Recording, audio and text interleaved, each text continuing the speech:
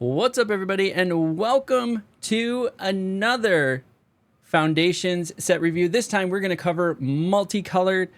So far we've covered the white, the blue, the black, the green, and the red. We're finally over into the multicolor. We have left in front of us still to do the colorless and review the new lands as well.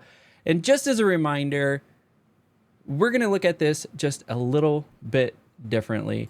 My basic ratings for a card go something like a 2-2 for 2 CMC is going to be a C. That's just a middle of the road passing grade. And this grade is given based off of in my opinion, its draft strength. So it's going to be a little bit different than a lot of maybe other drafters and how they rate cards. So a 2-2 for 2 or a 3-3 for 3 is like a C ranking. Keywords are going to help it move up. Synergies are going to help it move up. Being overpriced or not enough value is going to help it move down. And this is from somebody that is still learning to draft. Draft is obviously one of my weakest skill sets if you've watched my bronze to mythic runs. But I'm okay at constructed. Managed to get 2 RC invites for next quarter. So I'm double invited. So I'm going to attend both Charlotte and Portland regional championships next quarter. So I'm making progress in my path to pro journey here. And I declared this past summer in 2024 that I want to try to qualify for the Pro Tour in the next 5 years. So I've been working towards that, and doing set reviews help me learn. Hopefully they're entertaining for you. So without further ado, let's go ahead and take a look at our first card and color list. These are going to be organized in ascending order on CMC cost, as well as ascending order in rarity. So the first one that we have up is the Empyrean Eagle. 1 colorless, 1 white, 1 blue, is a creature bird spirit, 2/3, flying, and other creatures you control with flying gets +1/+1. So, right off the bat, 2-3 for 3 with flying, that's going to keep it right around a C. If you can build some synergy, so you have other things with flying in the white and in the blue colors, then this could go up synergistically. I think it's maybe a B- to potentially B as a critical piece in a flying deck. But on its own, it's probably pretty solidly a C. Or it is a C in my book, at least. Kaikar, Zephyr Awakener, is a 2 colorless, 1 white, 1 blue legendary creature bird wizard as a 3/4 with flying. And whenever you cast a non-creature spell, choose 1, exile another target creature you control, return that card to the battlefield under its owner's control at the beginning of the next end step. And then we have create a 1/1 spirit creature token with flying. So that would work synergistically well with this Empyrean Eagle. Nice abilities on this. I would say right off the bat, probably like a B, a solid B. To have a 3/4 flyer, plus you have some ability every time you cast that non-creature spell to either get an ETB trigger again or to create a 1/1 creature. So right off the bat, you could play this, play another card, and now you have a 4/5 worth of value on the board in flying. So yeah, solid B in my book. Next up, in the Dimir colors is Dreadwing Scavenger. Is going to be a 1 colorless, 1 blue, 1 black. It's a creature nightmare bird. It's a flying 2/2, and whenever this creature enters or attacks, draw a card, then discard a card. And then this is going to play off that threshold mechanic. So this creature gets +1/+1 and has death touch as long as there are 7 or more cards. So it can help you a little bit to get to threshold by discarding a card. But it does come in as sort of a 3/3 with death touch and flying. So I'll give it, and some card draw, so I'd give it like a B-, B territory. Pretty solid card. Next up is Consuming Aberration. This is another Dimir card. It's a 3 colorless, 1 blue, 1 black creature horror, and it has star toughness. So Consuming Aberration's power and toughness are each equal to the number of cards in your opponent's graveyards. When you cast a spell, each opponent reveals cards from the top of their library until they reveal a land card, then puts those cards into their graveyard. Wow. Okay. So this card is insane for Commander. So I would definitely say if you're in Dimir colors, this card should be in your deck for Commander. For draft, there could be some value here. I would say, I mean, you're casting on turn 5, so there's probably cards in your opponent's graveyard. Hopefully, hopefully you're casting it for somewhere around. Well, you're casting it for 5, but hopefully you're getting somewhere around a 5/5 for it. But the upward potential could be really insane here. So I'm gonna give it a B. Synergistically, if you have the ability to like make your opponent discard cards, which is something that black does pretty well, then you could push this up to like a B plus. But I would say like a B minus B territory. Absolutely insane in Commander.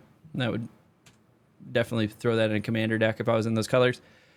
Perforating Artist is a 1 colorless, 1 black creature devil that is a 3/2 with Death Touch and also has Raid. Each opponent loses 3 life unless that player sacrifices a non-land permanent of their choice or discards a card. So this reminds me a lot of the old Osseous Stick Twister from Duskmourn. It's a little bit more expensive. It's 3 CMC versus 2 CMC, but it's also a 3/2 with Death Touch. And don't get the life gain off of it, but hey, at least they're going to lose 3 life, or they have to sacrifice a non-land permanent or discard a card. This card synergizes really well with sacrifice decks, with just keeping pressure. Like they got to deal with it, otherwise they're taking 3 life or discarding a card or destroying a non-land permanent. I'd definitely say this card is going to be in that B plus territory for me. Alacia, Who Laughs at Fate, is a 1 colorless, 1 black, 1. If you got the life gain, I would put it A minus. Yeah, I'll keep it B plus. B plus. Alacia, Who Laughs at Fate, is 1 colorless, 1 black, 1 red, legendary creature, human warrior that is a 2/2 first strike. Whenever Alacia attacks, put a 1/1 counter on it. So the first time it attacks, it's going to be a 3/3 with first strike. That's insane. It also has Raid. Return target creature card with mana value less than or equal to Alacia's power from your graveyard to the battlefield. This thing's insane, especially in a sacrifice deck. Oh my god. I would do A minus to A for sure. I like it.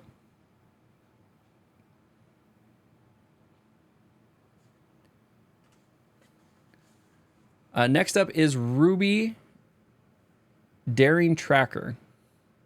It is a 1, so it's Gruul, 1 red, 1 green, and legendary creature, Human Scout, is a 1/2. It has haste. And then whenever Ruby attacks while you control a creature with power 4 or greater, Ruby gets +2/+2 until end of turn. Okay. And then you can just tap it for a red or green. So it's a mana dork for 2, has haste, and this great ability where it can essentially become a 3/4. So I would say pretty stellar. I don't know. This is tough. B plus. Ah, this is a pretty stellar card. I like it. Ashru Animus is 2 colorless, 1 green, or 1 red, 1 green. Is a creature lizard druid. It has trample and is a 4/4. So 4/4 for 4 with trample is already like C plus territory. When this creature attacks another target creature you control, gains trample and gets +X/+X, where until end of turn, where X is this creature's power. So something else that attacks with it is going to be a 4/4 right off the bat.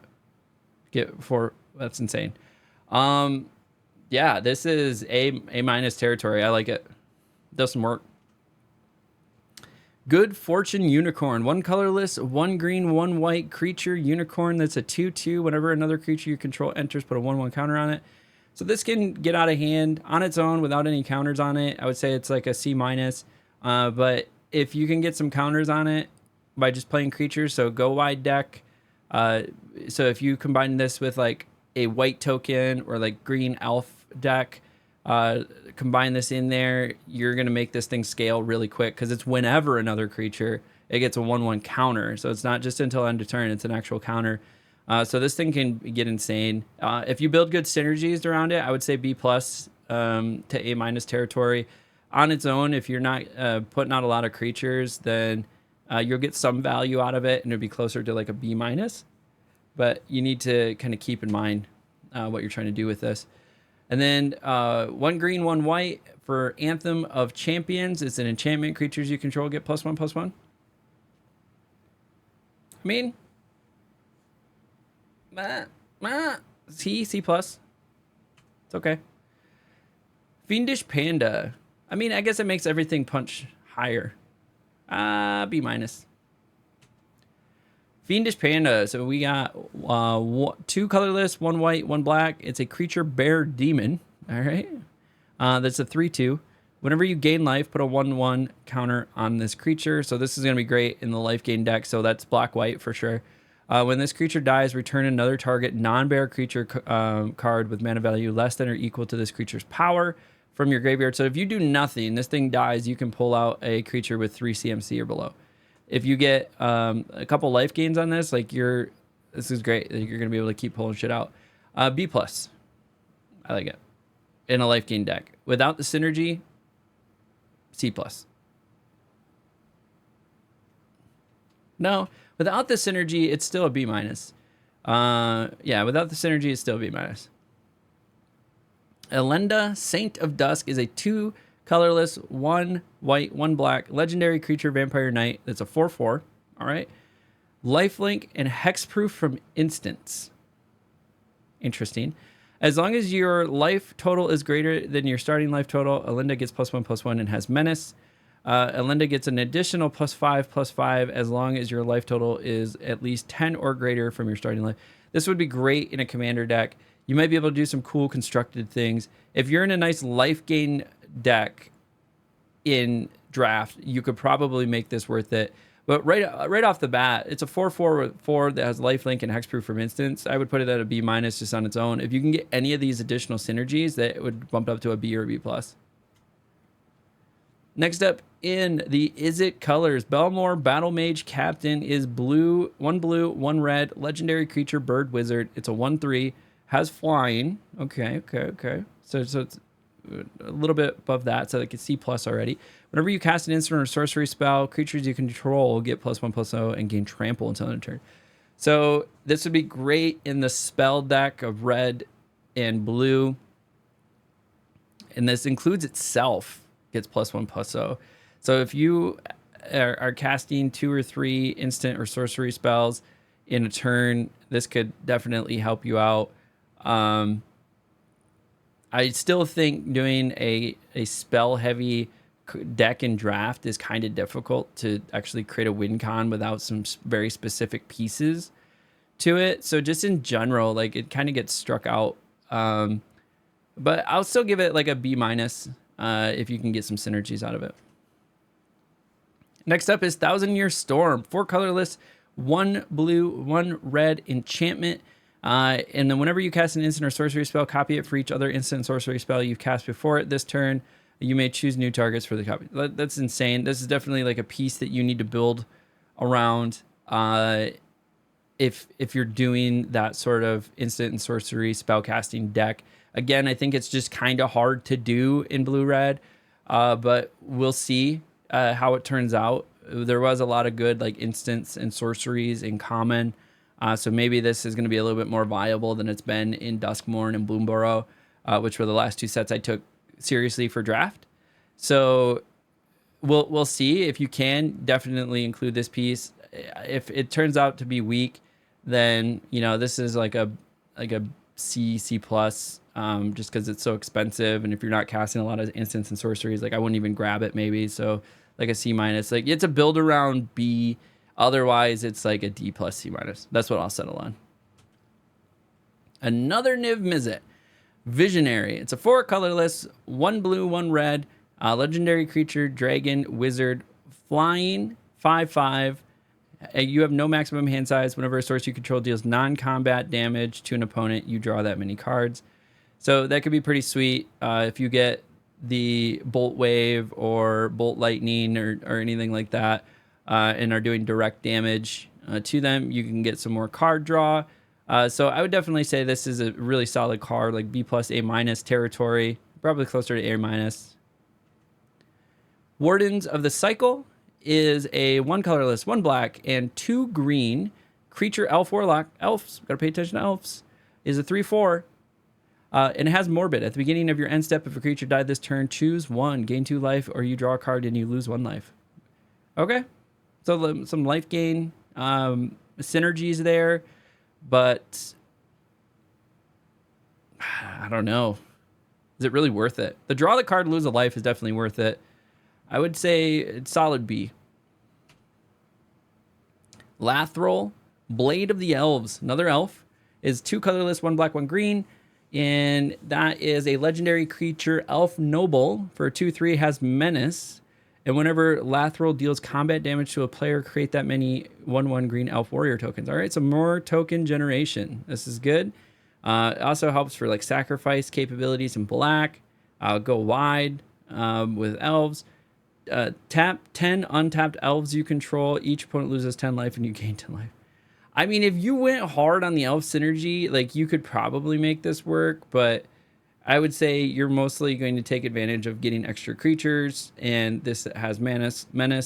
So I would say solid like B minus B on its own, and then if you have really good synergy, this could be a solid B plus to A minus territory if you have a nice like elf build around. So build around B plus A minus, standard like B minus.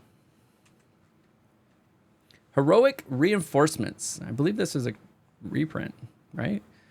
2 colorless, 1 red, 1 white is a sorcery. Create 2 1/1 white soldier creature tokens until end of turn. Creatures you control get +1/+1 and gain haste. So this is a way to get 2 more creatures onto the board, plus give everything haste, and then everything +1/+1. This is a really solid card. I really like this. B to B plus.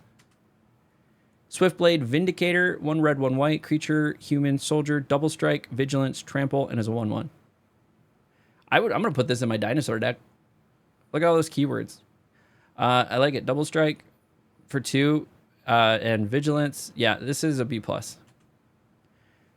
Tatiova Benthic Druid, 3 colorless, 1 green, 1 white. Legendary creature, Merfolk Druid, is landfall. Whenever a land you control enters, you gain 1 life and draw a card. It's a 3/3. 3/3 for 5 in landfall. Like, it's so hard. It's so late. I'm giving it like C minus D plus territory.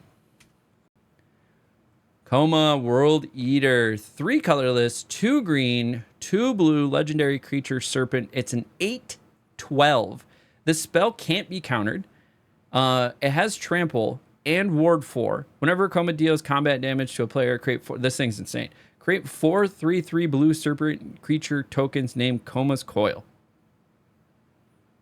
This is an A plus territory. Yeah, this thing is insane. Yeah. Snatch grab. Zamone Paradox Sculptor, 2 colorless, 1 green, 1 blue, legendary creature, human wizard. It's a 1/4. At the beginning of your combat on your turn, put a 1/1 counter on each of up to 2 target creatures you control, and then you can pay 1 green and 1 blue, double the number of each kind of counter on up to 2 creatures. Yeah, this is also insane. This is A territory. This is really nice. Muldrotha, the Gravetide, 3 colorless, 1 black, 1 blue, and 1 green. I said that out of order. It's 3 colorless, 1 black, 1 green, 1 blue. And is a legendary creature elemental avatar for 6. So it's a 6/6 for 6 already, but it is 3 colors. So that's trying to get there is always a little bit of a challenge. During each of your turns, you may play a land and cast a spell of each permanent type from your graveyard. That's insane. This is up there too. This is an A minus territory to A. A minus to A. Solid. Here we go. Progenitus. 2 white, 2 blue, 2 black, 2 red, and 2 green. Legendary creature Hydra avatar that is a 10/10. It has protection from everything. If Progenitus would be put into a graveyard from anywhere, reveal Progenitus and shuffle it into its owner's library instead. So the only way to get rid of this thing is you have to do like 10/10 nonchalantly to the board. You can't exile it because it's immune to target abilities. if you were to somehow put it into the graveyard, you would need to exile the whole board. You would need the white exile card, exile all creatures. Like that would be the only way to get rid of this. Why can't I think about what the name of that card is? Exile all creatures, and then you get a token thing. I can't remember what it's called. I'm drawing a blank.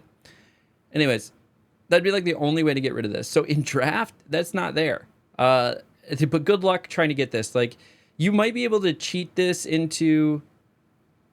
Well, no, you can't. If Progenitus would be put into a graveyard from anywhere, reveal it, and then shuffle it into the owner's library. So you can't even, like, get this into the graveyard and then...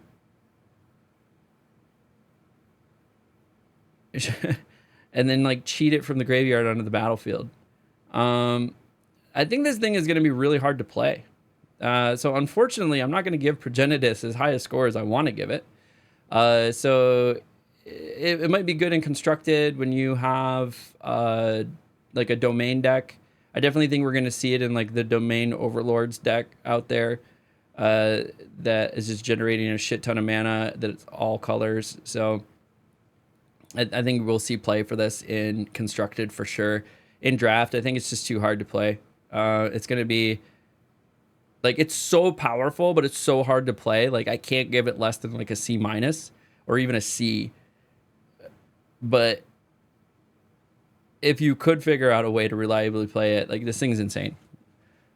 Yeah. I'm going to have to go with a C. And that, my friends, is the end of the multicolor. We've made it so far through white, blue, black, green, red, and now multicolor ahead of us. We still have colorless and the lands. And if you've made it this far in the video, you might as well do the thing. Like, subscribe, leave a comment below. It's the easiest way that you can help out myself and small creators alike. And it's the cheapest way because it's free. And it helps get it out to other people that like Magic the Gathering content and may want to watch this guy try to go pro in the next 5 years, and we're documenting that journey. So I hope you enjoyed this. I hope you go check out the other videos, and we will head on over and start talking about colorless next. And so until next time, we'll catch you all at the table.